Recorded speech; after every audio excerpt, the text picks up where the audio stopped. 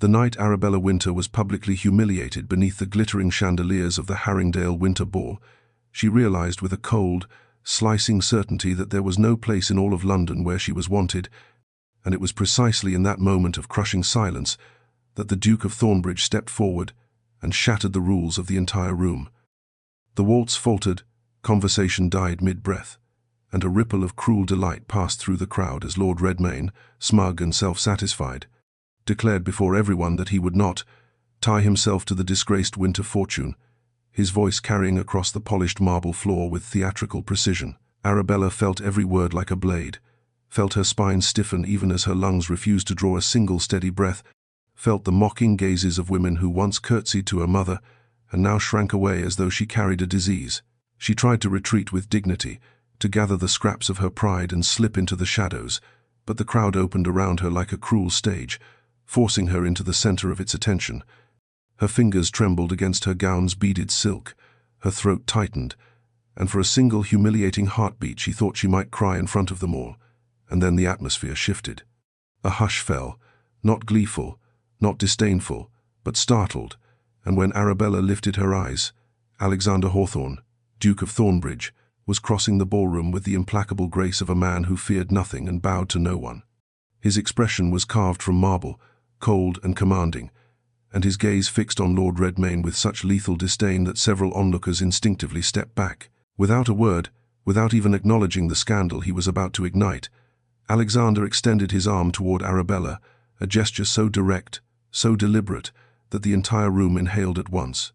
Arabella froze, unable to understand why a man of his stature, a man famed for his aloofness and disdain for social theatrics, would risk attaching himself to her shattered reputation. Redmayne sputtered something, a weak attempt at reclaiming control, but Alexander silenced him with a single flick of his gaze, before addressing Arabella with a softness so at odds with the steel in his bearing that she wondered if she had imagined it.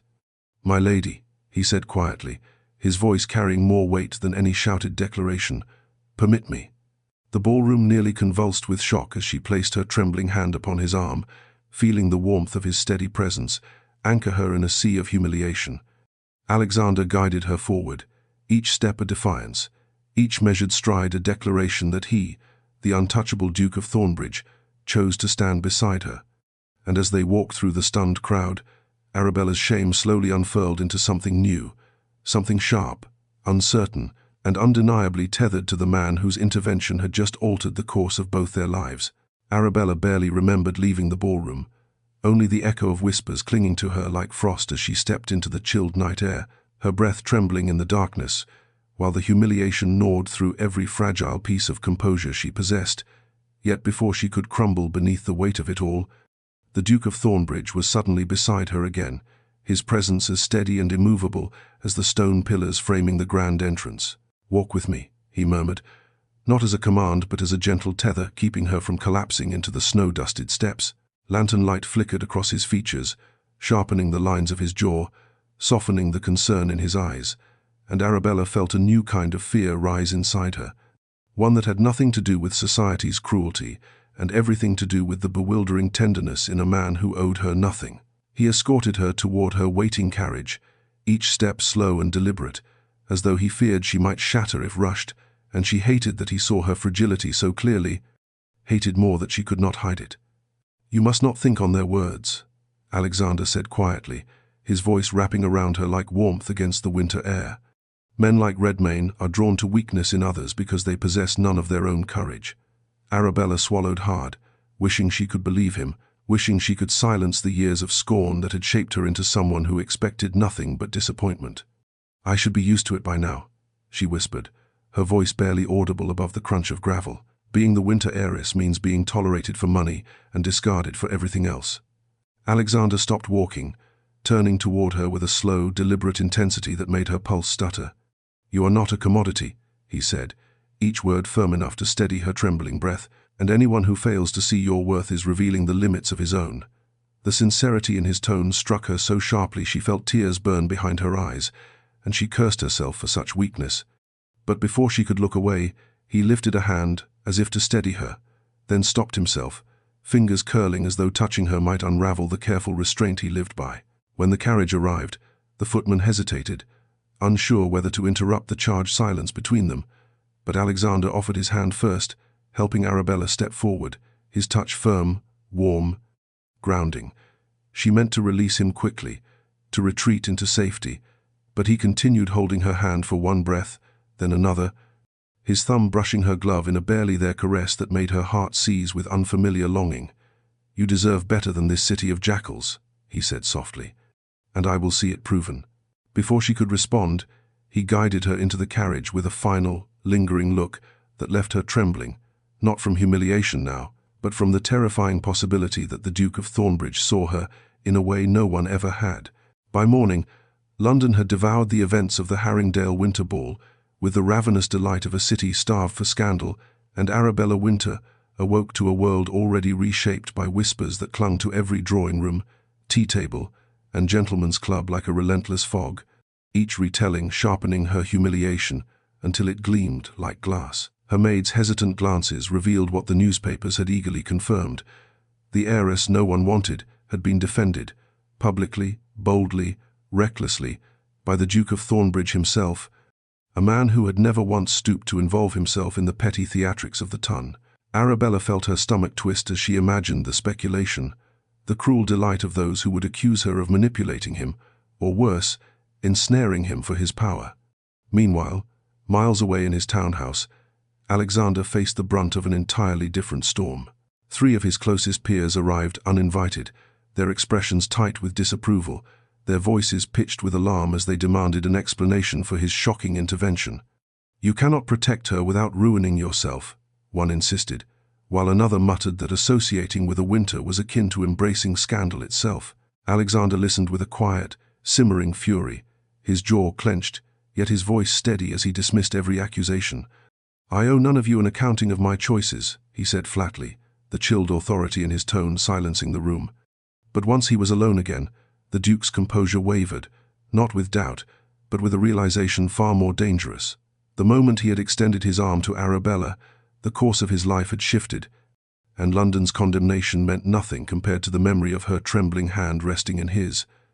Arabella, however, did not feel such certainty. She spent the morning pacing her sitting room, her heart caught somewhere between dread and gratitude, terrified that Alexander might regret his actions now that the weight of society bore down upon him. When her guardian entered with a copy of the latest gossip column, Arabella forced herself to read it, her pulse pounding as she saw her name paired with his, twisted into speculation, framed with malice. She sank onto a chair, pressing a hand to her mouth as the familiar ache of being misunderstood washed over her. Yet beneath the fear flickered something wholly new, something warm, fragile, and defiant, which whispered that perhaps Alexander's gesture had not been born of pity or impulse, but of something deeper. As the city buzzed with theories, both flattering and venomous, Arabella made one quiet vow to herself. She would not allow her shame to define the Duke's courage. And Alexander, standing at his window as the sun sank low, felt a strange heaviness lift from him, replaced by an undeniable truth he could no longer ignore. He had no intention of distancing himself from her, no matter what the world dared to say. Arabella had barely begun to steady her breathing after another morning saturated with rumors, when the butler appeared at the doorway, pale and flustered, announcing with a stammer that His Grace the Duke of Thornbridge was requesting an audience. And before she could gather her scattered composure or even attempt to refuse, Alexander himself stepped into the drawing-room with the calm, unyielding presence of a man who never asked permission for anything. Her guardian stiffened, exchanging frantic, bewildered glances, for not even the most ambitious social climber dared to imagine a duke crossing the threshold of a household so tainted by scandal. Yet Alexander greeted them with impeccable courtesy, before turning his full attention to Arabella, who felt her pulse stumble at the sight of him, still elegant, still controlled, yet carrying an intensity in his eyes she had not seen before. "I wish to be certain of your well-being," he said, his voice low, steady, and threaded with something dangerously close to concern, and Arabella, mortified by the attention yet unable to look away, gestured for him to sit. Though her hands trembled so visibly, she quickly folded them in her lap. Her guardians hovered like anxious birds until Alexander dismissed them gently, leaving Arabella alone with him in a silence that felt far too intimate for propriety. She tried to thank him for his intervention at the ball, but her voice faltered, and Alexander leaned forward slightly, not touching her yet somehow closing the distance entirely. "Do not thank me," he said quietly. "What Redmayne did was beneath any man of honor. I merely acted where others lacked the spine to do so." The bluntness of his words startled a soft, shocked laugh from her, and the sound drew the faintest curve of a smile from him, subtle but real. Encouraged, Arabella found herself speaking of things she had long buried: her father's fall from grace, the investors who turned on him, the whispers that clung to her after his death, and the years she spent shrinking herself in hopes that silence might soften the cruelty. She expected Alexander to react with polite discomfort or distant sympathy, but instead he listened with a stillness that felt like acceptance, his gaze unwavering, his questions gentle yet perceptive. When she confessed that the Winter name had become a weight she could no longer bear, he shook his head slowly. "A name cannot define a person unless they surrender to it," he said. "And you, Lady Arabella, are made of far stronger things than the world chooses to see." His words struck her with such unexpected tenderness that she looked away, blinking rapidly as heat pricked behind her eyes. But Alexander noticed, and for a heartbeat he reached toward her, fingers brushing the air between them before he stopped himself with visible restraint. The moment pulsed with unspoken emotion, and Arabella sensed that something irreversible had shifted, not only within her, but within him as well, because when he finally stood to leave, he did so with the unmistakable air of a man who had just taken a side in a battle far larger than either of them had imagined. The following afternoon brought a pale winter sun that scattered weak light over the frost-covered gardens of the Winter estate, and Arabella found herself standing at the edge of the terrace with her cloak wrapped tightly around her shoulders, trying to steady the restless flutter in her chest as Alexander Hawthorne, Duke of Thornbridge, approached with the quiet, purposeful stride of a man who left nothing to chance. He had asked, with unmistakable deliberation, if she would walk with him, and though propriety insisted she decline, something in his gaze, firm, warm, unyielding, stole the refusal from her lips. They descended the stone steps together, breath misting in the cold air, boots crunching through the thin crust of ice that blanketed the gravel path.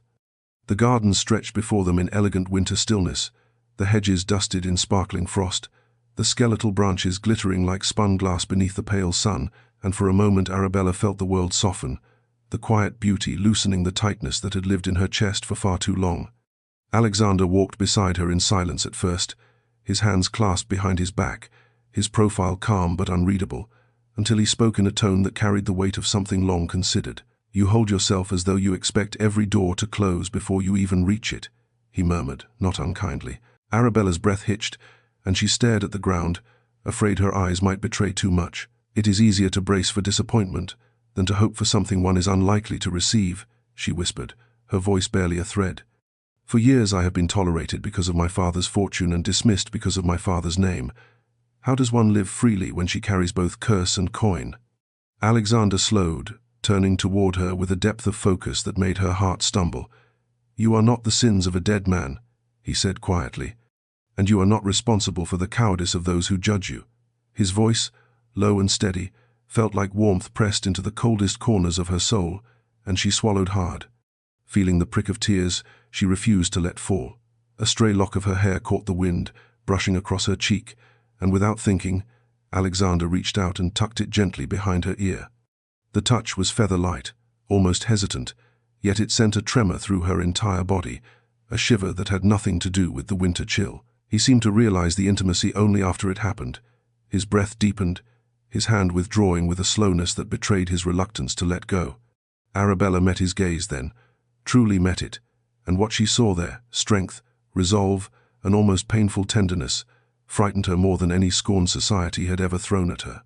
For a moment, neither of them spoke, the air thick with awareness, the garden around them hushed as though it too held its breath. And in that suspended quiet, something unspoken passed between them, something delicate and dangerous, something that promised their lives would never again return to the tidy, distant paths they once walked alone. Arabella had barely slept after their walk in the frosted gardens, her mind tangled in thoughts she dared not name, and when the next morning arrived with a thin veil of mist clinging to the windows, she descended the staircase with the intention of avoiding further moments that threatened to unravel her composure, only to find Alexander Hawthorne standing in the winter drawing-room as though he belonged there, tall and striking, and entirely immovable in his purpose. Her guardians fluttered around him with anxious politeness, but Alexander ignored them the moment Arabella entered, his gaze locking onto hers with such unwavering certainty that she felt the breath stutter in her chest. "Lady Arabella," he said, bowing his head slightly, his voice carrying that rich steadiness that both soothed and unsettled her, "I have come with a proposal." Her heart lurched at the word. She prayed he did not mean marriage, for that would be too cruel a joke played by fate, but he continued before she could spiral into panic. "If you will permit me, I intend to escort you to every gathering of the season," he declared, each word deliberate, each syllable anchored in conviction. "You will not face London alone, not while I draw breath." The room fell into stunned silence, her guardians gaping like startled birds, and Arabella felt heat climb her throat as she shook her head in instinctive protest. "Your Grace, you cannot," she whispered, stepping closer, lowering her voice so only he might hear. "They will turn on you. They already whisper that you acted out of pity at the ball. If you align yourself with me publicly, the consequences—" "Do not speak of consequences," he cut in softly yet firmly, his voice low enough to avoid scandal, yet edged with determination strong enough to silence a crowd. "I am not made of glass, Arabella, and I will not stand idle while jackals feast on your reputation." She looked away, struggling to steady herself beneath the intensity of his conviction. "I am not worth the cost," she murmured, and Alexander stepped forward, closing the distance between them with a quiet, steady certainty that made her pulse quicken. "Then allow me to decide what I am willing to pay." The words hung between them, intimate and powerful, and Arabella felt something inside her tremble. Not fear, not shame, but an aching yearning that terrified her more deeply than any gossip ever could. Her guardians sputtered objections, citing propriety and scandal, but Alexander's gaze never wavered from Arabella's, waiting only for her answer. She knew that accepting would bind their fates tightly, dangerously, perhaps irrevocably, and yet the thought of refusing him, of sending him away after he had stood so fearlessly beside her, felt like tearing out a piece of her own courage. At last she lifted her chin, meeting his gaze with a quiet resolve she had not known she possessed. "If you are willing," she whispered, "then I will not hide." A flicker of warmth lit his eyes, softening the steel there, and in that single breath the first threads of a partnership, equal, defiant, impossible, quietly began to weave between them.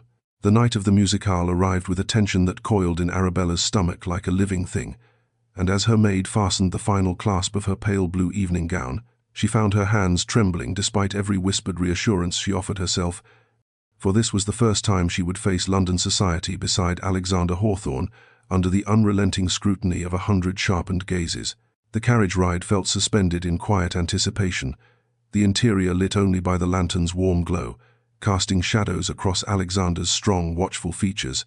He sat opposite her, unmoving, composed, yet the occasional flicker of his eyes toward her gloved hands revealed the subtle awareness simmering beneath his control. When they arrived, the grand steps of Lady Halverton's townhouse were already lined with guests, their jewels glittering beneath the lamps as murmurs drifted through the night air. But those whispers sharpened into audible shock the moment Alexander stepped from the carriage and turned, offering his hand to Arabella with a steadiness that made her breath catch.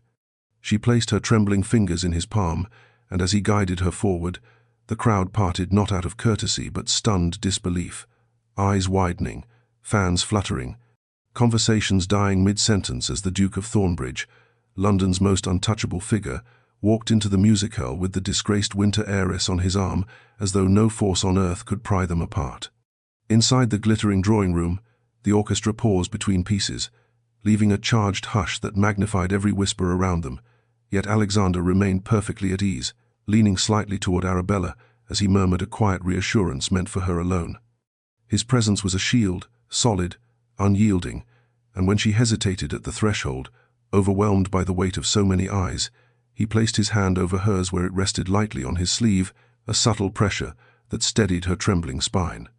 Slowly, carefully, Arabella let her gaze lift, meeting the scandalized stares of women who had dismissed her for years and the speculative glances of gentlemen who now assessed her with new curiosity, but none of it mattered as long as Alexander walked beside her. They moved through the room together as though executing a silent defiance, and the closer they drew to the center, the more Arabella felt the atmosphere shift, first shock, then grudging fascination, and finally a thin thread of respect as her chin lifted with a confidence she had not yet believed she possessed. When Alexander leaned close, his voice brushing her ear like a warm breeze. "They cannot harm you tonight." A shiver spiraled down her spine, not from fear but from the quiet intimacy of his words. And as the orchestra resumed, filling the room with soft strains of violin, Arabella realized that something profound had changed. This was no longer the city where she walked alone. Tonight she stood with the Duke of Thornbridge, and society, whether it wished to or not, was being forced to reckon with the truth that their alliance was no fleeting scandal but the first, unmistakable spark of something that neither she nor Alexander could ever return from. Arabella had begun to believe, if only for the span of a few fragile minutes, that the evening might pass without cruelty, that perhaps Alexander's presence at her side truly could hold the worst of London's malice at bay. But the fragile hope shattered the moment a familiar voice, poisoned with smug arrogance, cut through the gentle hum of conversation and sent a tremor of dread crawling down her spine. Lord Redmayne, the very man who humiliated her at the Harringdale Winter Ball, stepped forward from a cluster of amused spectators, his lips twisted into a smirk sharp enough to slice through silk. "Lady Arabella," he drawled, bowing in mock courtesy that fooled no one. "I confess, I did not expect to see you tonight. I assumed you had retreated to quieter surroundings after our unfortunate misunderstanding at the ball." The room tightened around them, a circle of eager vultures waiting for blood, and Arabella felt her breath seize as the humiliation of that night threatened to swallow her whole. But before a single word could escape her trembling lips, Alexander moved. He stepped between them with a precision so fierce and fluid that it stole the air from the room, his gaze fixed on Redmayne with a lethal calm that chilled every onlooker into stillness. "A misunderstanding?" Alexander repeated, his tone low, controlled, and edged with steel. "Is that what you call your public attempt to degrade a woman for your own amusement?" Redmayne's smirk faltered, but arrogance clung to him like armor. "Your Grace, I meant no insult," he muttered, though his eyes flicked toward the watching crowd, hungry for their approval. "But surely even you see that the ladies. Circumstances make her an unfortunate choice of company." The insult, thinly veiled yet unmistakable, struck Arabella like a slap, but she barely felt it before Alexander's voice crashed over the moment with the force of a thunderclap. "Choose your next words with extreme care," he said, each syllable slicing through the room with a quiet, devastating authority. "If you speak one more falsehood about Lady Arabella, I will consider it a personal affront, and I assure you, Redmayne, you do not possess the spine to endure the consequences of such a mistake." A visible ripple passed through the audience, some gasping, others retreating a step, as Redmayne paled beneath the weight of Alexander's icy stare. For a single breath, the two men stood locked in a silence vibrating with threat, and then Redmayne, shaken to his core, bowed stiffly before retreating into the murmuring crowd, his arrogance crumbling under the force of unspoken defeat. The tension that had gripped Arabella's body dissolved abruptly, leaving her knees weak. Alexander turned back to her, his expression softening with such startling tenderness that her throat tightened painfully. "Are you harmed?" he asked, voice low enough that only she could hear, and Arabella shook her head, though her pulse still raced feverishly. In that suspended moment, something inside her shifted, realigned, anchored itself, not to the approval of society, nor to her fractured past, but to the man who had stood before her like an unbreakable shield. And as the whispers swelled behind them, she understood with sudden clarity that Alexander's protection was no longer simply an act of defiance. It was the first undeniable sign that he was becoming far more to her than a duke who dared to stand by her side. Arabella could scarcely breathe as Alexander guided her toward a quiet alcove tucked behind a cascade of velvet drapery, the muffled strains of the orchestra fading behind them, while the sharp sting of Lord Redmayne's cruelty still quivered in her chest, threatening to unravel what little composure she clung to. Her hands trembled despite her desperate efforts to still them, and she felt heat prick behind her eyes, not from shame alone but from the overwhelming mixture of fear, relief, and something far more dangerous that the Duke's fierce defense had awakened within her. Alexander watched her with a level of focus so intense it felt like a physical force, his posture taut yet controlled, as though restraining an impulse he could not trust himself to release. "Breathe," he murmured, his voice low and rich, carrying none of the icy fury he had directed at Redmayne moments earlier. "You are safe now." The words, simple yet devastating, cracked something inside her, and she exhaled a shaky breath, gripping the edge of the marble column for steadiness. "I thought I had grown used to them," she whispered, her voice thin, fragile, as though made of glass. The whispers, the cruelty. But tonight, I felt as though I might shatter. Alexander stepped closer, the scent of cedar and crisp winter air clinging to him as he lifted a hand, slowly, carefully, until his fingers brushed beneath her chin, urging her to lift her gaze. "You will not break," he said, the quiet certainty in his tone wrapping around her like a warm cloak. "And you will not face them alone." His touch lingered only a moment, yet it seared through her composure, leaving her breathless. Arabella swallowed hard, her voice trembling as she confessed the fear she had buried deepest of all. "They will always see me as my father's sins, and as nothing more than the fortune he left behind." The bitterness in her words surprised even her, but Alexander's expression softened, the controlled lines of his face warming with a tenderness so rare it made her chest tighten. "Then they are fools," he said simply, "because I see you, your strength, your dignity, your courage, and none of it has ever been determined by your father's mistakes or by the greed of men who cannot match your worth." The sincerity in his voice struck her like a physical blow, her eyes widening as the truth of his words sank into the hollow places where her confidence had long been starved. For a heartbeat, they stood suspended in the quiet, their breaths mingling in the dim light, the world beyond the alcove fading into insignificance. Alexander's gaze drifted briefly to her lips before he forced it away, his jaw tightening as though he were fighting some inner battle. "Arabella," he whispered, her name sounding different, reverent, almost fragile, on his tongue. She felt her pulse thrum wildly, her heart aching with a longing she had never allowed herself to feel, and though he stepped back a fraction, attempting to restore the distance propriety demanded, the air between them had irrevocably changed, charged with the kind of unspoken truth that once felt impossible. She was no longer invisible, no longer unwanted. She was seen, fiercely, entirely, by the one man whose gaze she feared and desired most. Arabella returned home long past midnight, the music hall's glittering facade now replaced by the oppressive quiet of her dimly lit bedchamber, where the echoes of whispered gossip clung to her mind like icy tendrils she could not shake free. And though Alexander's fierce defense had steadied her heart in the moment, the fragile confidence he ignited began to flicker under the weight of old fears the instant she stood alone. She removed her gloves with trembling hands and had scarcely taken a full breath when her maid hurried in, pale and unsettled, carrying an envelope sealed with an unfamiliar crest. "This arrived for you, my lady," the girl whispered, her voice edged with unease, and Arabella felt a cold prickle crawl up her spine as she accepted the letter, the thick parchment heavy in her palm, as though it carried the very weight of doom. She sensed, instinctively, dreadfully, that it would not hold anything kind. As soon as she broke the seal and unfolded the single sheet within, her fears sharpened into piercing reality. The words, written in an elegant yet venomous hand, accused her father of forging financial documents years before his death, and worse, implied that she had continued his supposed deceit, using her status to manipulate the estate's accounts for personal gain. Her breath hitched violently. The accusation was so severe, so catastrophic, that she felt the floor tilt beneath her feet. The room blurred as she read the lines again, each sentence a dagger meant to reopen every wound she thought she had begun to heal.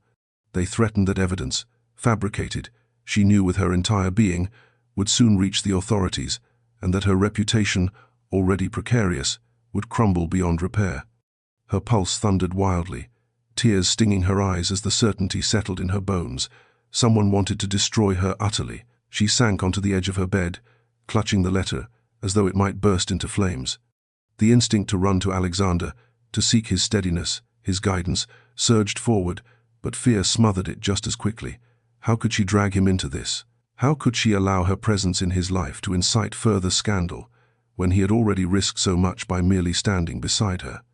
"No," she whispered to herself, shaking her head as tears slipped down her cheeks. "I cannot let him pay the price for my ruin." She folded the letter with a trembling hand and hid it beneath the lining of her escritoire drawer, her breath shuddering, her heart aching with a suffocating mixture of dread and self-preservation. Yet even as she resolved to keep the truth from him, a hollow ache opened in her chest, because she knew, deeply, painfully, that Alexander would sense her distress the moment he saw her again. And the thought of facing his concern with lies, of meeting his steady gaze while concealing a threat meant to destroy her, felt like a betrayal so heavy she could hardly breathe. Still, she told herself she must bear it alone. For the first time since Alexander stepped into her shattered world, Arabella Wynter felt the icy return of the loneliness she had lived with for years, yet now it cut deeper because she finally knew what it felt like not to be alone. The morning after the dreadful letter arrived, Arabella descended to the breakfast room with a fragile steadiness she fought desperately to maintain, her palms cold beneath her gloves, her heartbeat thudding like a secret begging to be exposed, and though she attempted to school her expression into polite composure, she knew the shadows beneath her eyes betrayed a sleepless night.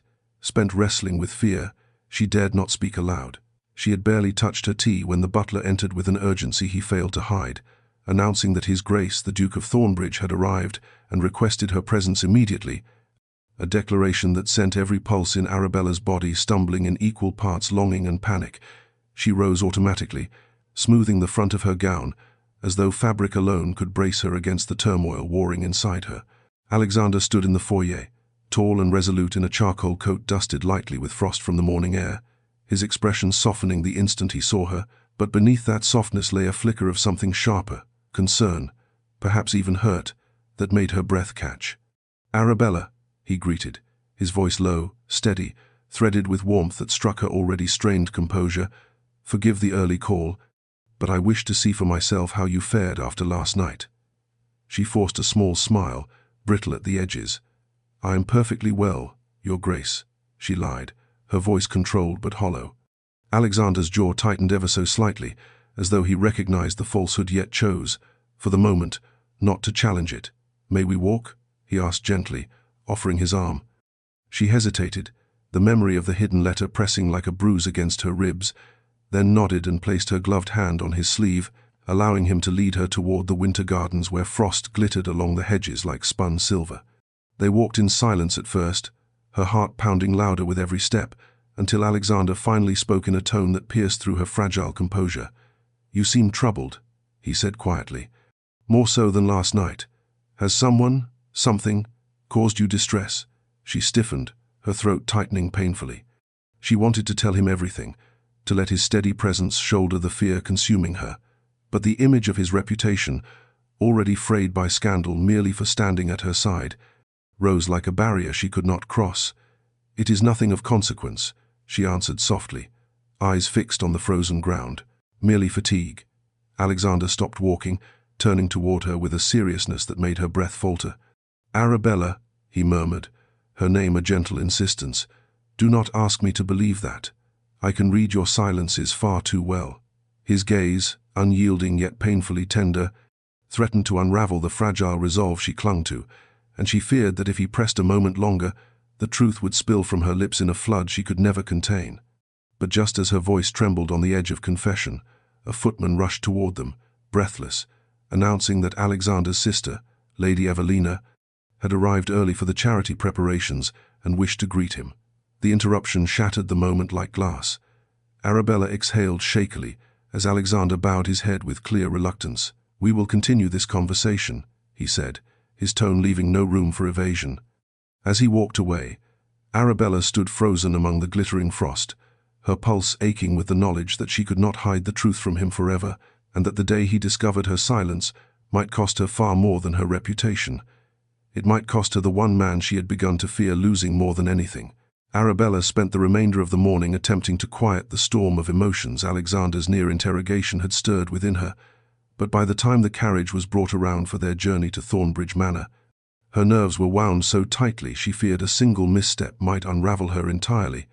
Still, she forced herself into calm as she stepped outside, only to find Alexander waiting beside the open door with a look that made her pulse tremble, protective, searching, resolute. He offered his hand to help her inside, and though she tried to steady her breathing, the moment their fingers touched, a jolt of awareness shot through her, flustering her enough that she almost stumbled onto the seat. Alexander's gaze lingered on her, a beat longer than propriety required before he joined her, shutting the door and sealing them into the quiet, intimate space of the carriage. The horses lurched forward, wheels crunching against the frost-bitten road, and the sudden jolt sent Arabella swaying, not heavily, but enough that Alexander instinctively reached out, steadying her with a firm hand at her waist. The contact was brief, almost accidental, yet it ignited heat low in her stomach, a sensation she had neither the language nor the courage to acknowledge. Silence settled between them, thick and charged, broken only by the rhythmic clatter of the wheels and the faint brush of her skirts against his boots. Arabella stared out the window, though the winter landscape blurred before her unfocused eyes, her thoughts spiraling with every mile they traveled north. She could feel Alexander's gaze on her, a weight she could not bear and yet could not live without. "You are unusually quiet," he said at last, his voice low, warm, coaxing her from the tangle of her thoughts. "Is it the journey that troubles you, or something else entirely?" She hesitated, fingers tightening around the edge of her cloak. "Merely fatigue," she murmured again, hating the hollowness of the lie. His responding exhale was soft, skeptical, edged with concern. "Fatigue does not place shadows beneath your eyes," he murmured, "nor does it cause a woman's hands to tremble when she believes no one is looking." The accuracy of his observation stole her breath, and she turned her head sharply, hoping to hide the truth from him, but fate or chance, or some cruel mixture of both, made that impossible. A patch of black ice sent the carriage into a sudden, violent skid, and Arabella was thrown forward with a startled cry. Before she could collide with the opposite seat, Alexander lunged, arms circling her, pulling her securely against his chest as the carriage jolted and rocked, the horses whinnying sharply outside. For several breathless seconds the world tilted, spun, steadied, yet neither of them moved. Arabella remained pressed against him, her face buried against the warmth of his coat, his heartbeat drumming beneath her cheek in strong, steady pulses that made her feel, inexplicably, safe. When the carriage finally settled, Alexander's hands remained at her waist, holding her as though releasing her too soon might break something between them. Slowly, reluctantly, he eased back, his breath uneven, his eyes darkened with something he struggled to contain. Arabella felt her own breath catch as she met his gaze, the truth of their connection flickering between them with undeniable force. Yet before either could speak, the driver called through the window, announcing the road was clear once more, shattering the moment, but not the lingering tremor that promised neither of them would forget how fiercely they clung to each other when the world shifted beneath their feet. The grand facade of Thornbridge Manor emerged from the winter mist like something carved from a dream, its stone walls dusted with frost, its tall windows glowing with warm amber light, as the carriage rolled to a halt before the sweeping entrance, and Arabella felt her breath catch, not from intimidation alone, but from a strange, delicate warmth rising in her chest as she realized this was the Duke's home, the place that shaped the man whose presence unraveled and steadied her in equal measure. Alexander descended first, offering his hand to help her step down, and though she tried to appear composed, the memory of their earlier embrace still pulsed in her body, making her fingers tremble as they touched his. His grip tightened briefly, as though he remembered it too, before he released her and gestured for her to follow him up the stone steps. The doors swung open before they reached them, revealing a tall, elegant woman with dark hair swept into an intricate twist, her smile warm enough to soften even the coldest winter air. "Evelina," Alexander greeted, and Arabella felt a rush of embarrassment and anticipation as she was introduced to his sister, Lady Evelina Hawthorne, who took her hands with genuine enthusiasm, her eyes bright with curiosity but free from judgment. "Welcome to Thornbridge, Lady Arabella," she said softly, her voice carrying a gentleness that Arabella had not expected from the sister of such a formidable man. "We have heard much of your grace. My brother has spoken highly of you." Heat rushed to Arabella's cheeks, and she dared a glance at Alexander, who studiously ignored his sister's amused expression. The household staff appeared then, footmen, maids, and the kindly housekeeper, Mrs. Dalton, all greeting Arabella with respectful warmth rather than the thinly veiled disdain she had grown accustomed to in London. The difference settled in her heart like a balm she had never known she needed. As they walked through the grand hall, Arabella took in the soaring ceilings, the rich tapestries, the glimmering chandeliers, but it was the subtle details that struck her most, the shelves lined with worn books, the faint scent of cedar and hearth smoke, the quiet hum of a home lived in rather than displayed for society's approval. Alexander walked beside her, his presence steady, silent, protective, and she sensed a faint shift in him, as though the walls he carried in London had softened here within the halls that belonged entirely to him.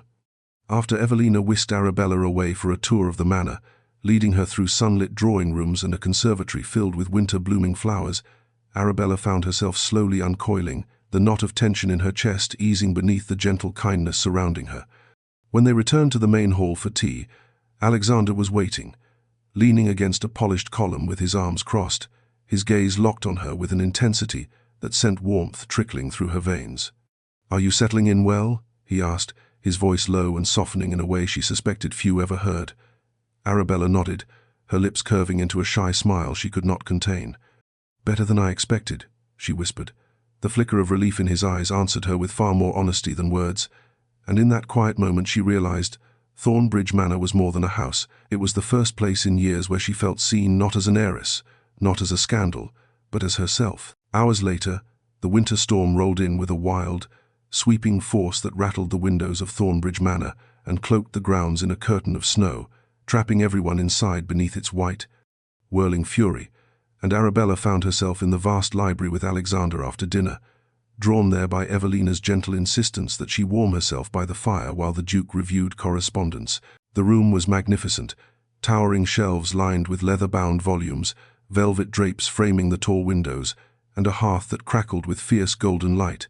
But it was the solitude, the hushed quiet of falling snow, and the almost tangible sense of intimacy that set Arabella's heart racing as she settled into a high-backed chair near the flames.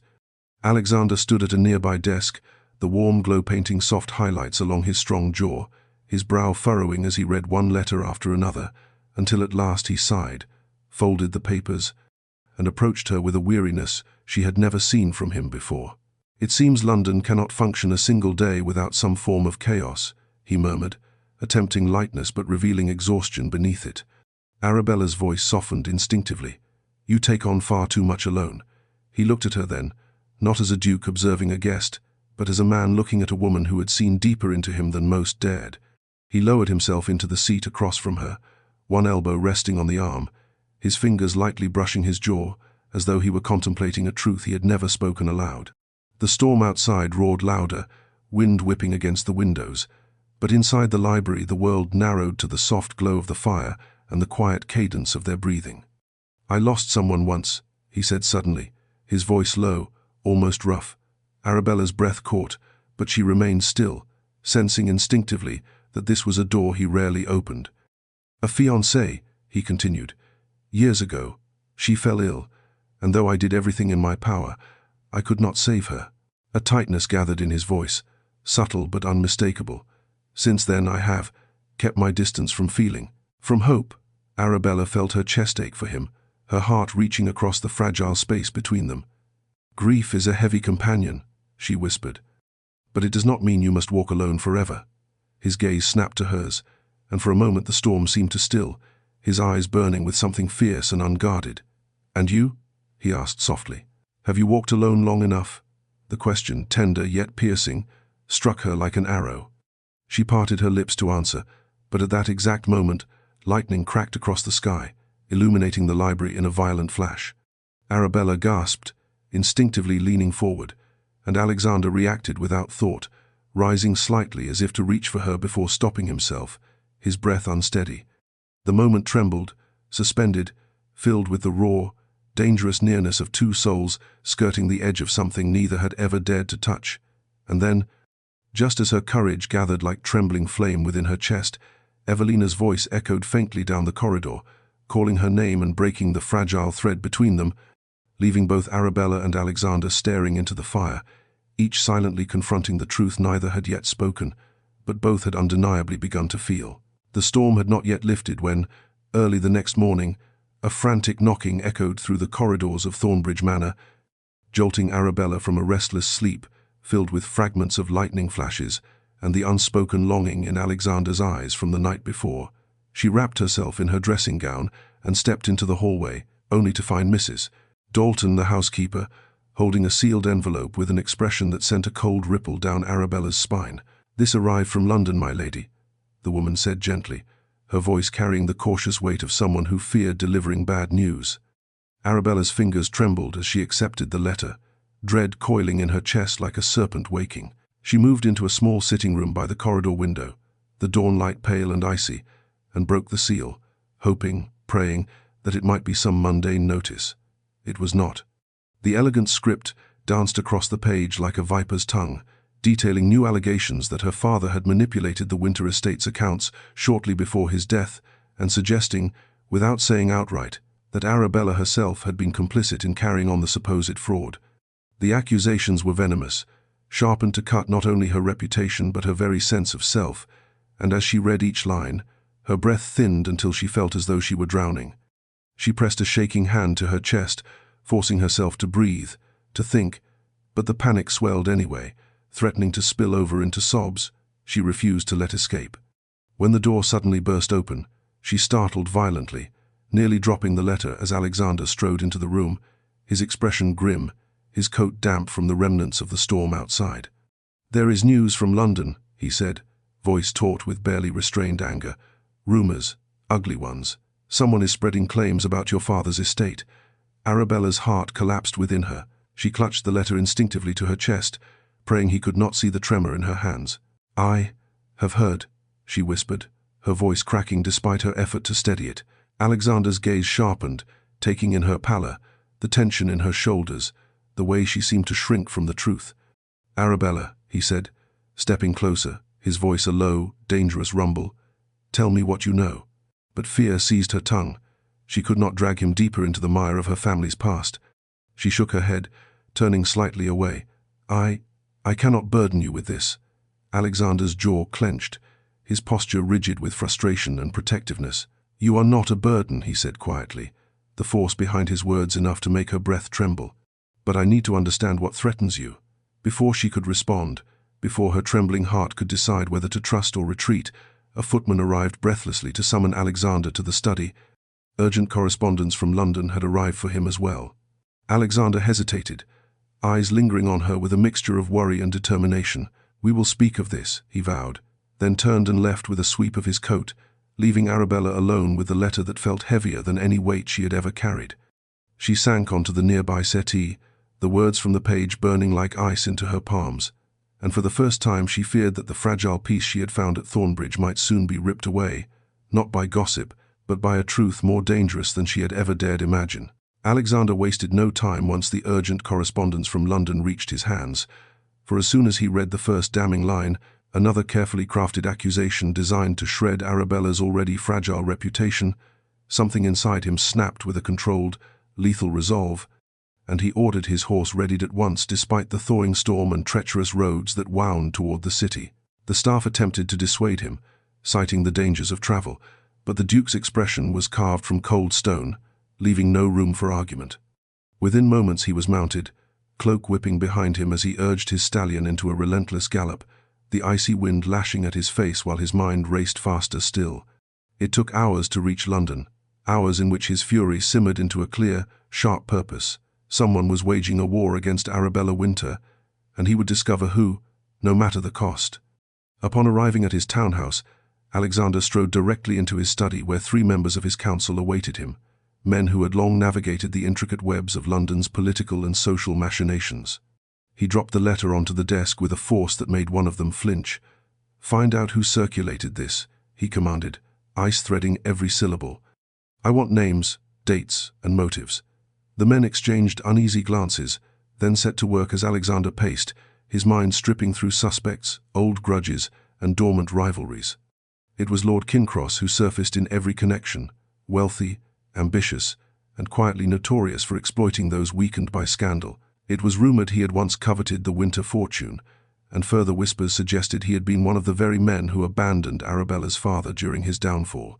The more Alexander uncovered, the more the pieces aligned into a picture of greed, ambition, and vindictive precision. By midday, he had summoned Kincross to his townhouse, under the guise of discussing trade negotiations. The man arrived draped in false civility, his eyes sharp with calculation. "Your Grace," Kincross greeted, bowing with theatrical respect. "How may I be of service?" Alexander did not waste time on pretense. He tossed the latest accusatory letter across the desk. "Your handiwork, I presume?" Kincross blinked once, too quickly, before arranging his features into feigned confusion. "Your Grace, I assure you." "Do not lie to me," Alexander cut in, his voice quiet yet more dangerous than a shout. He stepped closer, his height casting Kincross into shadow. "I know precisely what you and your associates have done. You and I both understand the consequences of forging financial documents, of manipulating legal holdings, of orchestrating a campaign to destroy an innocent woman." Kincross paled, his facade cracking at the edges, but Alexander was relentless. "Tell your co-conspirators that their time is finished. I will expose every one of you." For the first time, fear flickered in Cairncross's eyes. He stammered an excuse, bowed hastily, and fled with none of the arrogance he wore so proudly. When the door closed behind him, Alexander exhaled a breath he hadn't realized he'd been holding, his muscles tight with the weight of fury and protectiveness he could no longer deny. He mounted his horse again, racing back toward Thornbridge with snow flurries stinging his skin, and as he rode, one truth crystallized with uncompromising clarity: he would protect Arabella not out of obligation, but because the very thought of losing her ignited a terror so deep he could scarcely breathe. While Alexander tore across the countryside toward Thornbridge with fury burning through his veins, Arabella remained in the quiet sitting room where she had first opened the poisonous letter, the paper now lying upon her lap like a physical weight, dragging her deeper into despair. And though she tried to steady her trembling breath, her heart felt as though it had been lodged between two sharp stones, caught, pressed, and threatened with shattering under the magnitude of what she had discovered. She forced herself to read the letter again, slower this time, studying every loop of ink, every calculated flourish in the handwriting that reeked not of truth but of intention. And as she traced the curve of each damning accusation, she noticed a detail she had overlooked in her first panic, a reference to accounts she had never touched, investments she had never authorized, and dates she recognized only because they had been mentioned in her father's journal during the last month of his life, when illness had already begun to slowly hollow him from within. Her breath caught sharply. With trembling fingers, she retrieved the old journal she kept hidden beneath the false bottom of her escritoire, a weathered volume she had not opened in years because the grief of reading his final thoughts had always been too heavy to bear, and carefully laid it beside the anonymous letter. Tears blurred her vision as she flipped through the familiar pages, her father's once bold handwriting growing weaker near the end until the lines trembled like fading breaths.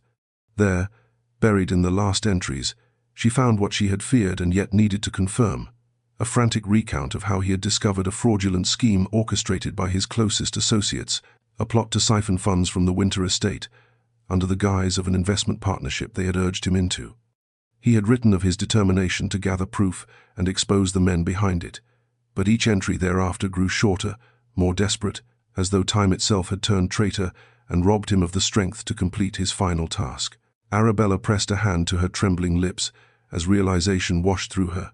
Her father had not died disgraced.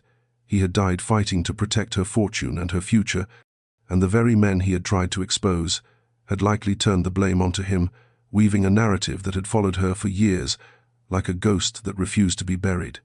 She sank back into the settee, the journal against her chest, tears streaming freely now, not from shame but from a grief that felt newly awakened, raw and searing. She whispered to the empty room, "Father, I did not know. I did not understand." The loneliness of her words echoed faintly against the walls. Her heart ached not only for the man she lost but for the girl she had been, scared, isolated, believing herself to be an anchor, dragging down anyone who dared come near. Yet beneath the grief, something else flickered to life, small but undeniable, a spark of anger, of resolve, of the first fragile strands of self-worth, weaving themselves together from the truth she had uncovered.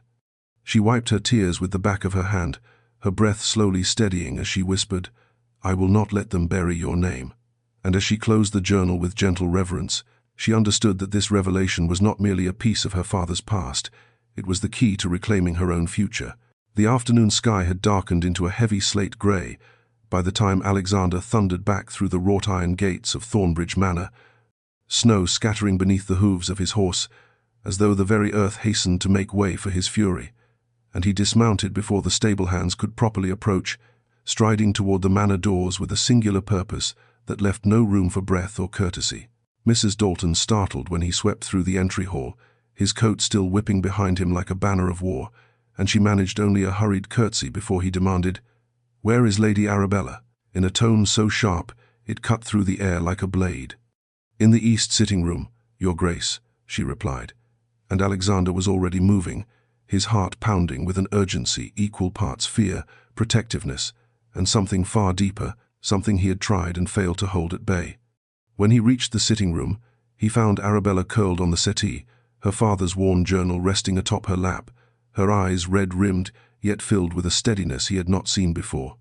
Relief surged through him at the sight of her unharmed, but it was quickly swallowed by fury.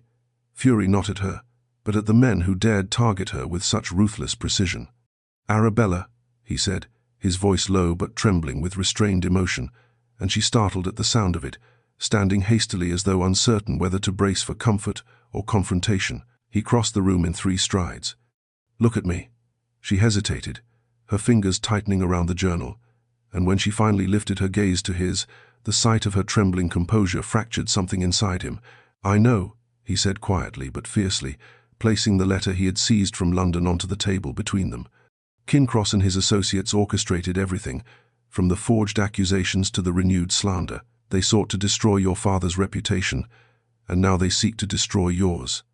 Arabella's breath caught, tears gathering but not falling. "I suspected as much." She held out the journal with trembling hands. "My father tried to expose them. He died before he could finish." Alexander took the journal carefully, reverently, as though it were a fragile piece of Arabella herself, and as he read the final entries, shaky lines written by a dying man desperate to protect his daughter, his jaw clenched with a fury darker and deeper than any he had known. "You should have told me," he said softly, but his voice was thick with something that sounded almost like hurt. Arabella looked away, her voice cracking. "I did not want to drag you deeper into my ruin." He stepped closer, so close that her breath mingled with his. "You are not ruin." He lifted her chin gently, forcing her to meet his gaze. "And I do not need your permission to fight for you." The depth in his eyes, raw, unwavering, fierce, left her breathless, her heart pounding in painful, aching beats. For a moment, they simply stood there, the world narrowing to the space between them, filled with truths neither had yet spoken. "Trust me, Arabella," Alexander whispered, the plea in his voice unraveling her defenses. "Let me protect you." And though fear clung stubbornly to the edges of her heart, she felt something shift, something quiet but irrevocable, as she nodded, granting him the trust he had already earned 100 times over. Arabella had barely drawn a steady breath after granting Alexander her trust when the weight of what she had done settled over her like a sudden crushing tide, and by the time night draped itself across the manor in a hush of falling snow, her courage had curdled into fear so potent she could scarcely remain still. She paced the length of her guest chamber with her arms wrapped tightly around herself, haunted by the image of Alexander standing before her, with that raw mixture of protectiveness and vulnerability in his eyes, terrified that she had made a mistake in allowing him further into the tangled ruins of her life. Each time she imagined the Duke confronting Kincross's circle with the fury she had witnessed earlier, her stomach twisted painfully. What if they used her against him? What if she dragged him into ruin as surely as her father's enemies intended? By the time she left her chamber and descended the quiet corridor in search of him, her thoughts were a storm more violent than the one raging beyond the windows. She found him in the study, bent over a map of estate holdings and legal ledgers with a tension carved deep into his shoulders, and the sight of his exhaustion, of his relentless determination, tightened something painfully inside her. "Alexander," she whispered, and he looked up instantly, his eyes softening, his posture relaxing as though the mere sound of her voice eased a pressure he had carried all day.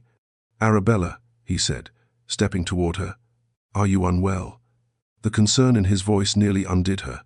She shook her head, clasping her hands before they betrayed her trembling. "No, it is not that. It is everything else." He frowned slightly, closing the distance between them. "Tell me." She tried, she truly did, to summon rational words, but they dissolved the moment she met his gaze. "You must stop this," she burst out, her voice cracking. "You must step back, Alexander. You must distance yourself from me before this consumes you too." He froze, eyes narrowing with slow, dawning disbelief. "Distance myself," he repeated, as though tasting the bitter absurdity of the idea. "Arabella, I have already given you my word." "And I am releasing you from it," she insisted, her breath trembling. "I will not be the reason London turns its wrath onto you. I will not let your reputation, your future, be shattered for my sake." Silence struck like lightning between them, sharp and breathless. Alexander stepped closer, his eyes darkening not with anger alone but with something wounded beneath it. "Is that what you think of me?" he asked quietly, dangerously softly. "That I am so fragile? So governed by the whims of London that I would abandon you when the path grows difficult?" She flinched at the hurt in his tone. "It is not that. I simply I cannot bear the thought of destroying the only man who has ever, she faltered, unable to finish, but her meaning hung heavily in the room. Alexander exhaled a harsh, disbelieving breath, raking a hand through his hair. You would rather cast me aside than allow me to stand beside you. His voice trembled with a depth of emotion she had not expected. You think you are protecting me, Arabella, but all you are doing is breaking something I never intended to lose. Her lips parted in shock, pain flaring in her chest at the confession she had not expected to hear, and for a long, fragile moment they stood bound by hurt, fear, and the unbearable truth lurking beneath both, a truth neither yet dared to name aloud. The silence that followed Alexander's trembling accusation felt like the stillness before a storm, a fragile and breathless pause in which Arabella sensed that one wrong word might fracture everything between them beyond repair, yet her heart pounded with such violent force that she could scarcely think through the thunder of it. She opened her mouth to speak, but no sound came, only the ache of fear and longing tangled together, until she could not tell one from the other. Alexander took a slow step toward her, each movement controlled as though he feared she might flee, and his voice, when it came, was roughened with emotion. He no longer bothered to hide. You think I am frightened of scandal, he said softly. But the only fear I have known since the night of the Winter Ball is the fear of losing you. Her breath caught, her hand flying to her chest, as though to steady the wild beating beneath. She shook her head, her voice breaking. You do not understand. If you continue this path, if London believes you care for me, they will twist it, weaponize it, use it to harm you. His jaw tightened, a muscle ticking along the line of his cheek. Let them try, he whispered. Their opinions hold no power over my choices. She turned away, tears burning hotly at her lashes. It is not only your reputation I fear losing, she choked, barely able to force the words past her tightening throat. It is you, Alexander. If I bring ruin to your life, how could I ever endure it? At that, he froze, not in anger, but in stunned realization, as if only now understanding that her attempt to protect him was not born from mistrust, but from a depth of feeling she had never dared voice. Slowly, he reached out, his hand hovering for an agonizing heartbeat before he gently touched her arm, urging her to face him. Arabella, he murmured, the sound of her name so tender it shattered her resolve entirely. Look at me. She lifted her gaze, tears slipping free, and the moment their eyes met something in his expression broke wide open, years of restraint, sorrow, and loneliness dissolving in the face of a truth he could no longer imprison. I cannot, will not, step back from you, he said, every word a vow forged in the depths of his chest. You speak of ruin as though I have not already survived more than society could ever inflict. But what I cannot survive, what I will not survive, is watching you push me away because you believe yourself unworthy of what I willingly give. She gasped, the truth of it crashing over her in waves, her tears falling faster now. Alexander, his hand cupped her cheek then, his thumb brushing away a tear with a tenderness that burned her to her core, and the moment he touched her, something inside her crumbled, fear, doubt.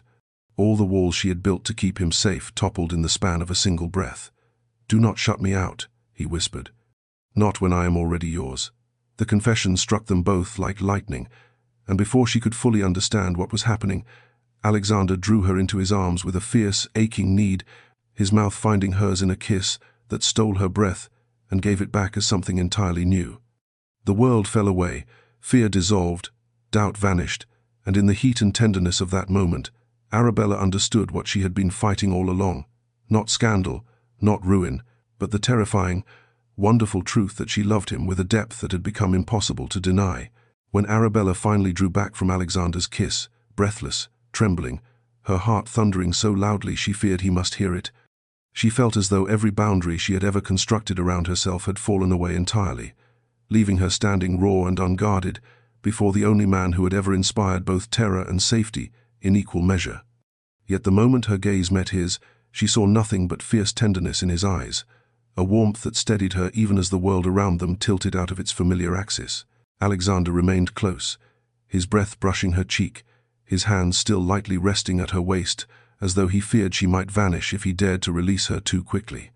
Arabella, he murmured, his voice roughened by emotion, we have much to do, much to uncover, and I will not let those men continue their schemes unchecked. But I cannot do this alone. She swallowed hard, the lingering taste of his kiss still on her lips as she whispered, I do not wish for you to face it alone." The admission startled her, but Alexander smiled, a small reverent curve of his mouth that made warmth bloom through her chest. He stepped back just enough to gather the papers he had been reviewing earlier, spreading them across the desk. Maps of investments, lists of estate partners, notes scrawled in his own precise handwriting. "Your father was meticulous," he explained, tapping a document. "These figures, these sudden inconsistencies, appear only after he fell ill. They intended to strike when he could least defend himself." Arabella moved closer, her shoulder nearly brushing his, a boldness she would not have dared mere days ago.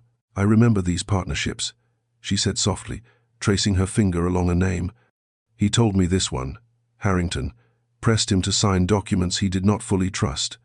Father refused, and afterward he seemed uneasy." Alexander's eyes widened with quiet realization. "Harrington, of course." He sifted through the papers with renewed urgency. "He is connected to Kincross. They have been business allies for years." Arabella felt a surge of anger, not the trembling, helpless kind she had known so long, but a sharper, steadier flame that rose from her newly awakened certainty. "They ruined him," she whispered, "and now they wish to ruin me." Alexander looked at her then, truly looked, pride and admiration flickering through his gaze, as though seeing the fire in her spirit only strengthened his own resolve. "Then we will expose them together," he said. "Piece by piece, truth by truth. I need your knowledge as much as you need my resources."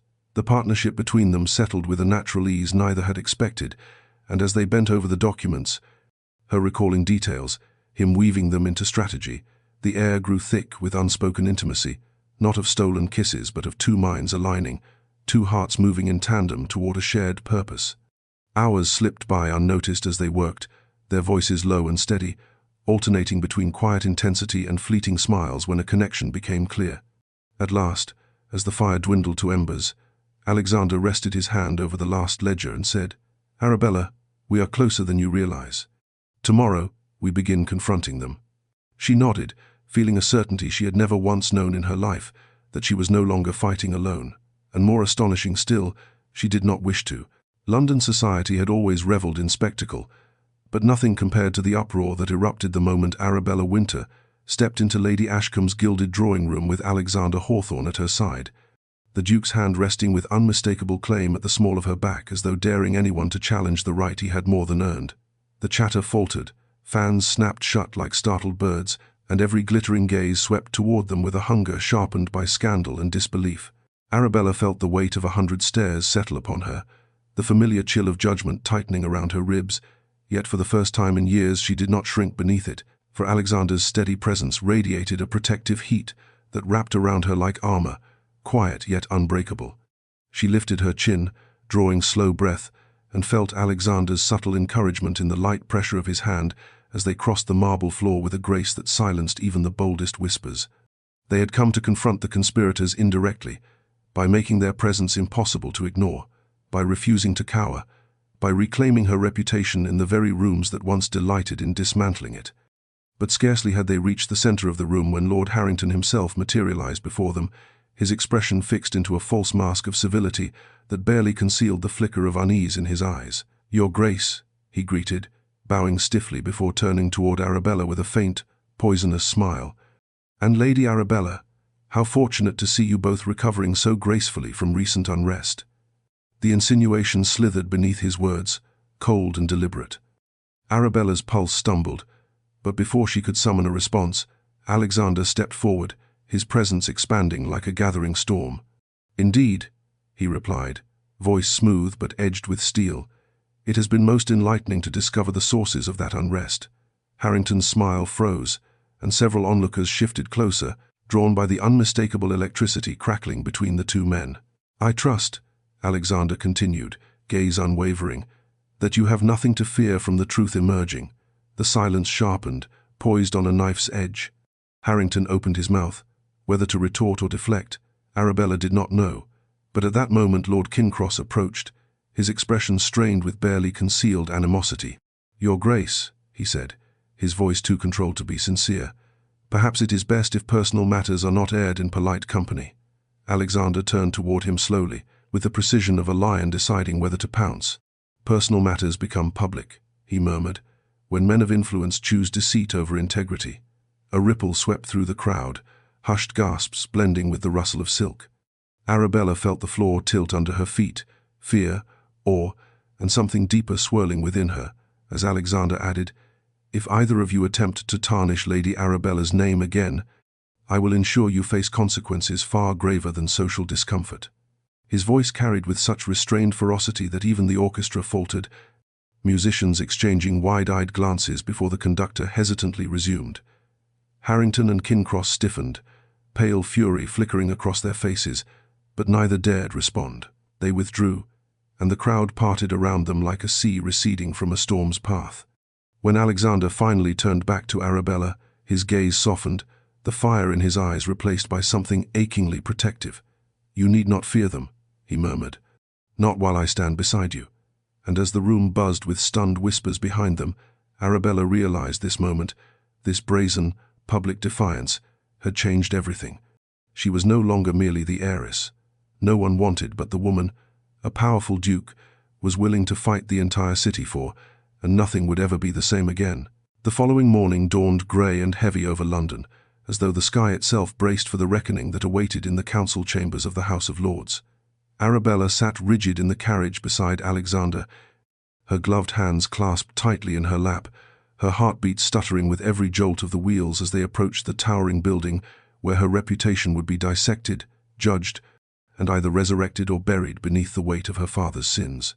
Alexander had insisted she not face the inquiry alone, and though she feared the political consequences for him far more than for herself, she could not deny the steadying warmth of his presence as he reached across the narrow space and gently covered her trembling hands with his own. "You are stronger than you believe," he murmured, his voice a quiet anchor in the storm ravaging her thoughts. "And I am here, every step." The carriage stopped, and the doors opened to reveal a sea of curious faces and murmuring gentlemen lining the steps, some watching with thinly veiled hostility, others with surprise at seeing Arabella Wynter walking arm in arm with the Duke of Thornbridge as though she belonged beside him. Inside the chamber, the atmosphere thickened, somber, expectant, heavy with the scent of ink and candle wax, and Arabella felt her breath tighten as she faced the semicircle of peers whose eyes held the power to reshape her entire future. Her knees wobbled, but Alexander's soft touch at her elbow steadied her. The chairman cleared his throat and announced her name with an air of weary skepticism, inviting her to step forward and testify. She did, and though her voice trembled at first, its quiet strength grew with each word as she recounted the truth of her father's final months, the illness that ravaged him, the betrayal he uncovered, the journal entries she discovered only days prior. She spoke not as a frightened heiress defending herself, but as a daughter mourning a man she had misunderstood for too long, reclaiming his honor even as she risked what remained of her own. Gasps rippled through the chamber when she presented the final page of her father's journal, its shaky script detailing his desperate attempt to expose Harrington and Kincross before his strength failed him. The lords leaned forward, interest sharpening, skepticism melting into something else, something perilously close to sympathy. When Arabella finished, her chest ached with the strain of every word, yet she sensed, for the first time, that she had been heard. The chairman then turned to Alexander. "Your Grace, you have been unusually involved in this matter," he said pointedly. Alexander stepped forward, unflinching. "Because I have seen the truth," he replied, his voice ringing through the chamber. "I have witnessed malicious men weaponize a dead man's inability to defend himself, and I will not allow Lady Arabella Wynter to be condemned for crimes she did not commit." His words fell like hammer blows, echoed by murmurs of surprise and admiration. Arabella felt tears sting her eyes, not from fear, but from awe at the depth of loyalty radiating from the man beside her. And as the council recessed to review the evidence, Arabella realized a powerful shift had taken place. For the first time in years, the weight of judgment did not crush her. She stood with dignity intact, truth on her side, and a duke who refused to let her face injustice alone. When the council reconvened after an agonizing hour of closed-door deliberation, Arabella felt each second grind against her nerves like stones under crushing weight, yet she held her spine straight, refusing to let fear undo the strength she had shown in her testimony. Alexander stood beside her, not touching her but close enough that the warmth of his presence radiated through her entire being, steadying her the way no whispered reassurance ever could. As the lords filed back into their high-backed seats, a hush swept through the chamber, the air thick with expectation and tension, and several heads turned toward Lord Harrington and Lord Kincross, both of whom sat unnaturally stiff, their expressions drawn and anxious beneath their polished facades. The chairman cleared his throat and raised the journal Arabella had provided, her father's final defense, his trembling script laid bare for all to see. "We have reviewed the evidence," he announced, his voice grave yet laced with something that sounded dangerously close to outrage, "and we find no indication that Lady Arabella Wynter engaged in financial misconduct of any kind. On the contrary, her father's records suggest he was the victim of a scheme perpetrated by his own partners." A surge of whispers flooded the room, shock rippling like wildfire. Harrington blanched, Kincross's jaw twitched violently, and Arabella stared forward in stunned silence, her heart stumbling between relief and disbelief. "Furthermore," the chairman continued, turning a piercing gaze toward the two lords, "we find troubling inconsistencies in the accounts of Lords Harrington and Kincross, significantly troubling. Their dealings will be investigated further by the Treasury Board." The chamber erupted, men rising to their feet with gasps, exclamations, and sharp whispers. Harrington stammered something incoherent, Kincross sputtered angrily, but their protests were swallowed by the wave of condemnation sweeping through the room. Alexander stepped forward, his expression carved in cold, decisive triumph. "Justice," he said quietly, but the single word carried more power than any shouted victory. Arabella swayed, the weight of years lifting so swiftly she felt almost weightless, and Alexander immediately moved to catch her elbow, guiding her back to steadiness with a gentleness that undid her completely. "It is finished," he murmured, leaning close enough that only she could hear, his voice threaded with profound relief. "You are free." Free, the word echoed through her mind like a bell ringing through a cathedral, clear, bright, impossible to ignore. As the council dismissed them, the crowd parted, creating a path through which Arabella walked with trembling grace, Alexander at her side like a pillar of unwavering strength. Reporters and observers whispered as they passed, but for the first time the whispers were not cruel. Awe, admiration, even apology colored the words drifting through the air, and Arabella felt her chest tighten with the unfamiliar sensation of being seen, truly seen, not as a stain upon society, but as a woman who had stood beneath the weight of injustice and refused to collapse. When they emerged into the sunlight outside the chamber, she paused on the grand steps, her breath catching at the warmth that brushed her cheek as Alexander turned toward her, his eyes fierce with pride. "Your father would be honored," he said softly, "and so am I." The tenderness in his voice broke whatever remnants of fear lingered in her heart, and Arabella realized that though the battle for truth was won, a far more dangerous revelation now pulsed between them, one neither could deny much longer. In the days following the council's verdict, London society transformed with a swiftness that would have been laughable had Arabella not lived through the cruelty that came before it. Invitations poured into the Winter townhouse like an unexpected flood, embossed cards, hand-delivered notes, embellished envelopes, all from the very families who once recoiled from her presence, and each missive dripped with suddenly effusive admiration, thinly veiled contrition, or eager attempts to align themselves with a woman newly cast in the glow of vindication. Arabella accepted none of them. She moved through her mornings and afternoons in a quiet haze, stunned by her abrupt reversal of fortune yet oddly detached from it, for she could not forget how swiftly public affection shifted with the wind, nor how easily it could turn again.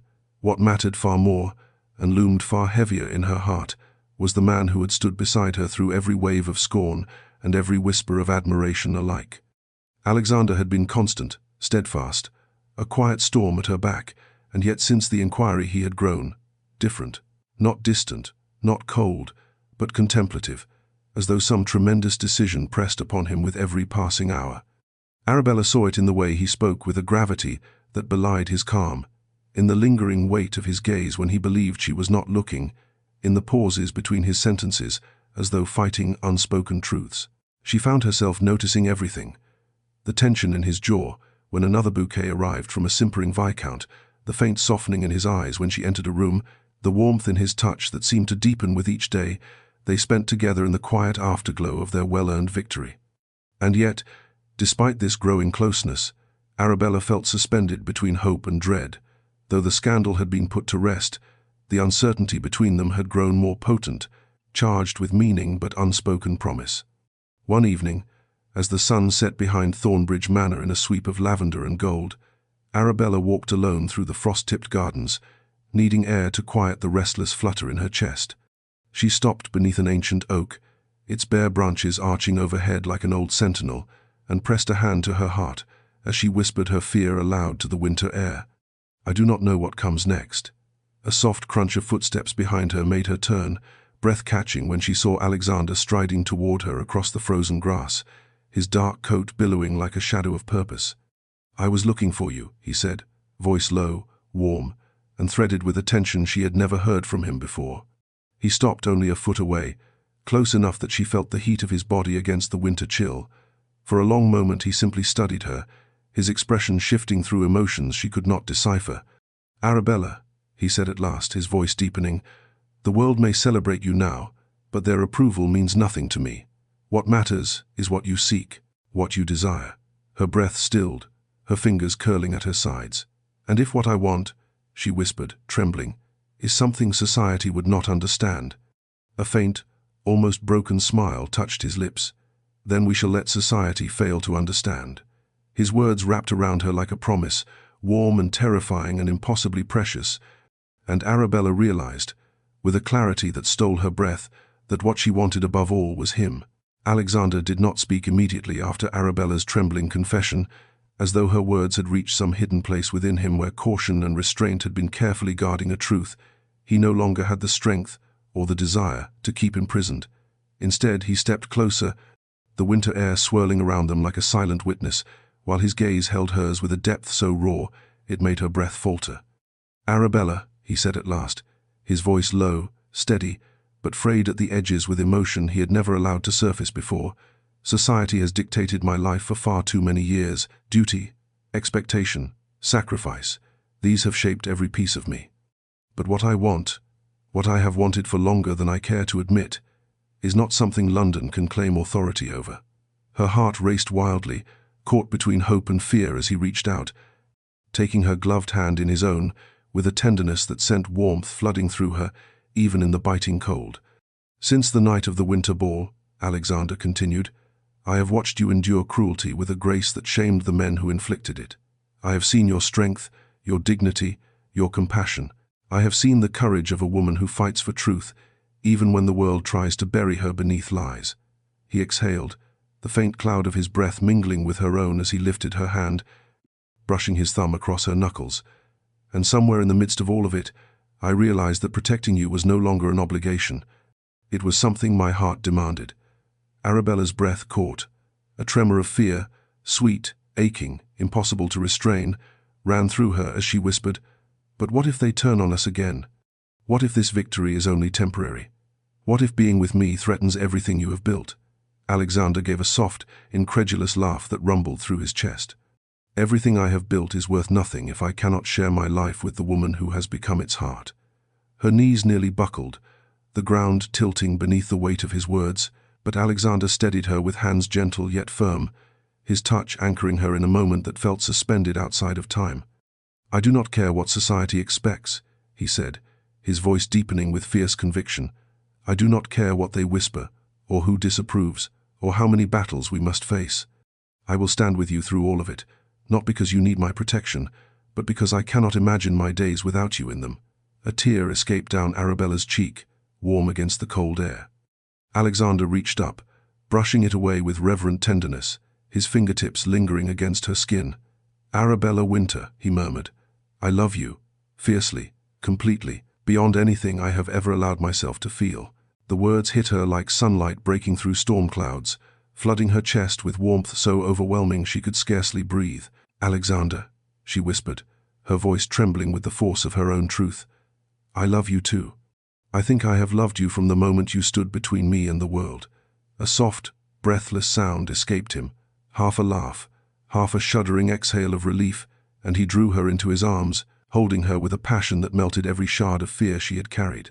Beneath the winter sky, wrapped in the warmth of the man she loved, Arabella felt her world realign at last into something whole, something hopeful, something wondrously, courageously hers.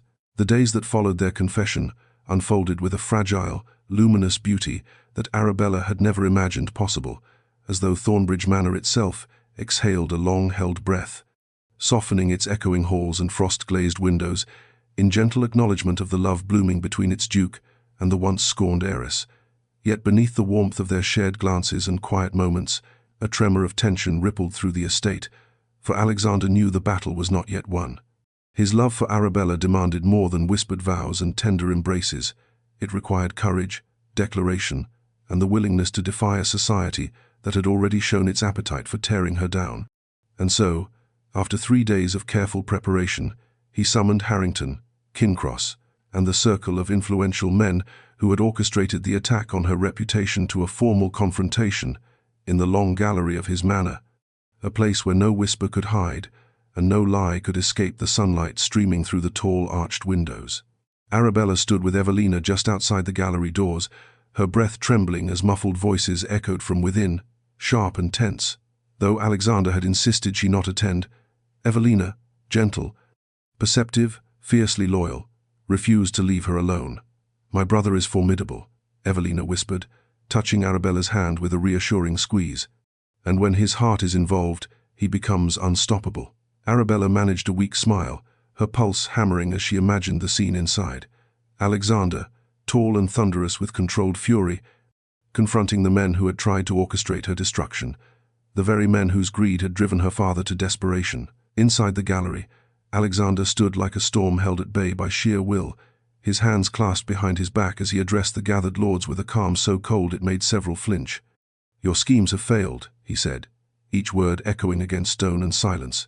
"Your forged accusations have been exposed, your lies unmasked, and now you will face the full consequences, legal, financial, and social."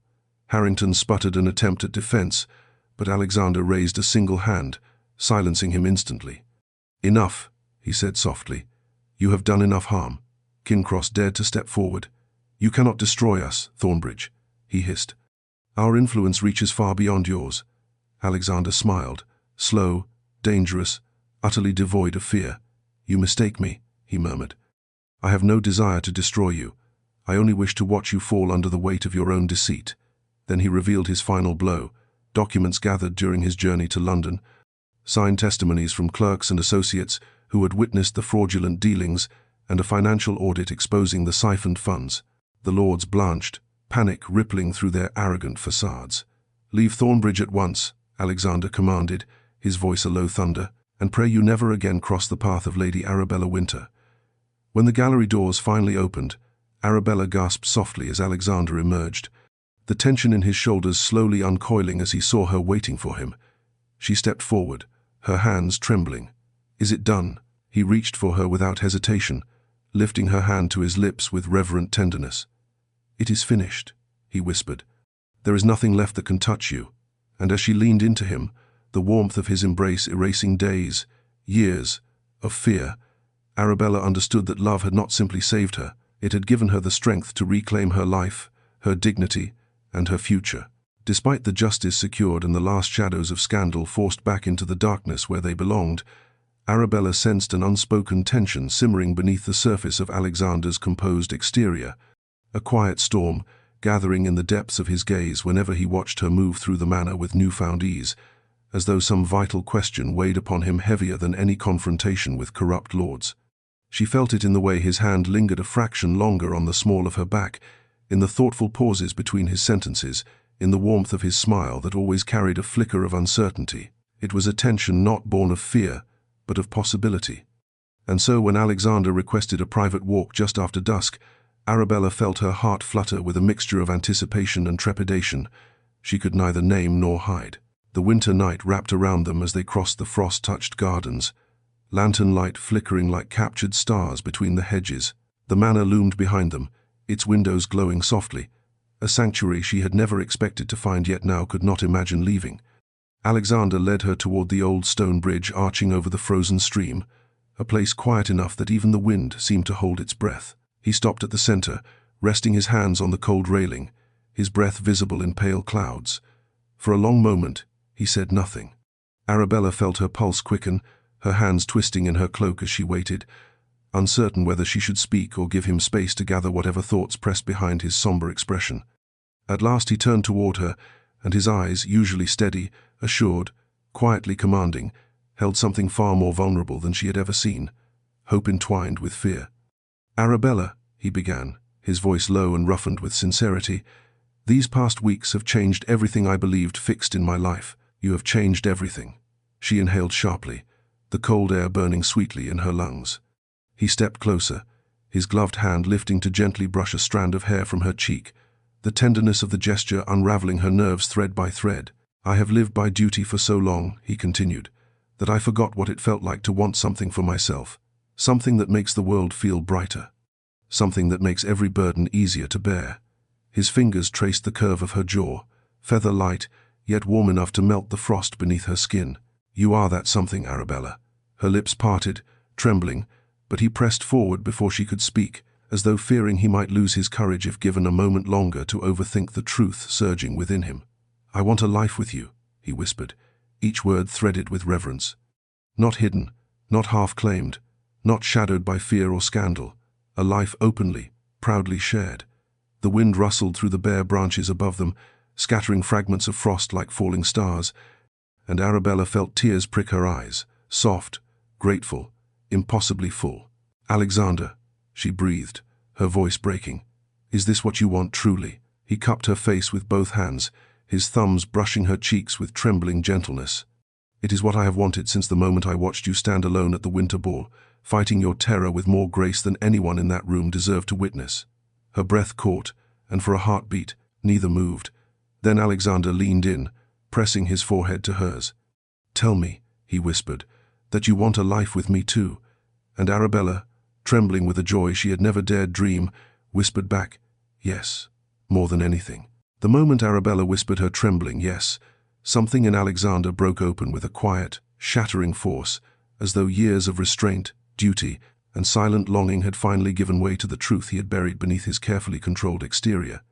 He drew her into his arms without hesitation, holding her as though she were the first breath of air after years spent underwater, the last piece of a life he had never known how desperately he wanted until she stepped into it. She felt his heartbeat beneath her cheek, wild, unsteady, utterly unlike the calm, composed man the world believed him to be, and the realization that she had awakened something so vulnerable, so fiercely human within him, made her knees weaken. "Arabella," he murmured against her hair, his voice thick with emotion, "you have no idea what you have done to me." She smiled against his chest, tears warm on her lashes. "And you to me," she whispered, feeling the truth of it in every beat of her heart. They lingered on the stone bridge as though time had slowed its relentless march solely for them, the frozen stream below glimmering in the lantern light, their breaths mingling in pale clouds that drifted upward like whispered prayers. At last Alexander pulled back enough to look at her fully, cupping her face with reverent hands, his eyes shining with something indescribably tender. "There is still something I must do," he said, and though his voice remained soft, it carried the unmistakable weight of purpose. Before she could ask, he reached into his coat and withdrew a small velvet box, its deep blue fabric catching the lantern light with a quiet shimmer. Arabella gasped, her hand flying to her mouth as her heart leapt into her throat. "Alexander," he opened the box to reveal a ring unlike any she had ever seen, a sapphire the color of midnight sky, framed by delicate silver leaves that curled around it like protective arms. He stepped back only enough to sink to one knee on the frost-covered stones, the cold mist swirling around him like a veil, and Arabella felt her breath vanish entirely. "Arabella Wynter," he said, his voice steady but thick with emotion, "you are the bravest, most extraordinary woman I have ever known. You have endured cruelty with dignity, fought injustice with courage, and allowed me to rediscover the parts of myself I believed long dead." Her tears fell freely now, shimmering trails of emotion across her cheeks. Alexander continued, "I want a life with you, not as an act of defiance, not as a shield against the world's bitterness, but because my heart has chosen you with a certainty I cannot deny." He lifted the ring toward her, as though offering her not just a symbol, but his entire future. "Will you marry me, Arabella? Will you allow me the honor of walking beside you for all the years to come?" She could not speak at first, not from hesitation but from the overwhelming swell of love rising in her chest, a tidal force of gratitude, wonder, and devotion that made her feel both fragile and unbreakable. She sank to her knees before him, her hands covering his as she choked out a breathless, "Yes, yes, Alexander, with all my heart." His exhale came like a prayer answered, and he slipped the ring onto her trembling finger before pulling her into a kiss that tasted of frost, hope, and the promise of a lifetime. Beneath the winter night, wrapped in the man she loved, Arabella understood that every wound, every hardship, every moment of despair had been leading her here, to a future she no longer feared, but embraced with her whole, mending heart. The morning of Arabella and Alexander's wedding dawned with a soft winter sunlight that spilled through the tall windows of Thornbridge Manor like a gentle blessing, brushing warm gold across the corridors, where the household bustled with anticipation.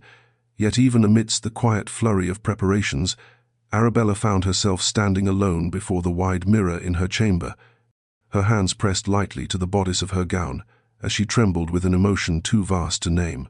The silk and lace whispered around her like snow-kissed petals, delicate without being fragile, elegant without being ostentatious, and she hardly recognized the woman reflected back at her, the woman who had once walked through London terrified of every whisper, now standing tall and serene in a gown woven from hope, courage, and the promise of a future she had never believed she would receive. Evelina slipped into the room with a soft knock, her eyes shining as she took in the sight of the bride. "You look radiant," she murmured, adjusting a small sapphire pin in Arabella's hair, the very shade of Alexander's proposal ring, before taking her hands. "My brother has been pacing in the West Hall since dawn. I believe he is more nervous than you." Arabella laughed softly, wiping a stray tear from her cheek.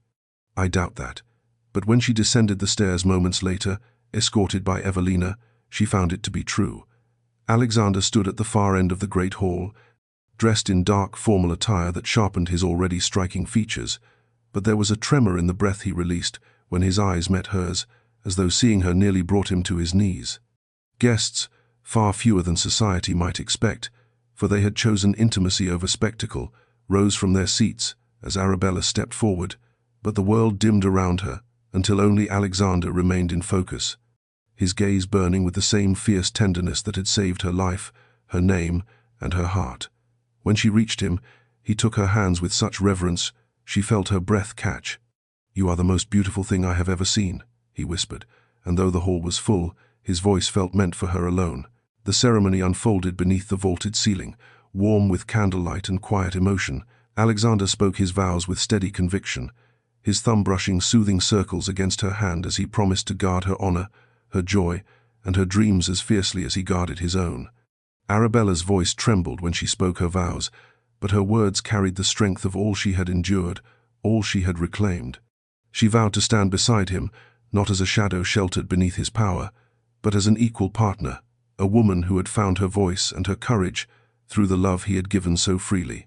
When they sealed their vows with a kiss, soft at first, then deepening with the certainty of two souls intertwining, not a single heart in the hall remained untouched. As they stepped into the courtyard where winter roses bloomed beneath a pale sun, Alexander lifted Arabella into his arms with a laugh that echoed like pure joy, drawing her against his chest. "Lady Thornbridge," he murmured against her temple, tasting the new title with a smile, "welcome home."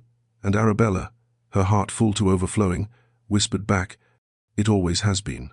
Beneath the winter sky, with love anchoring every beat of their hearts, they stepped into the life they had fought for together, a life forged not from society's acceptance, but from their own unbreakable devotion.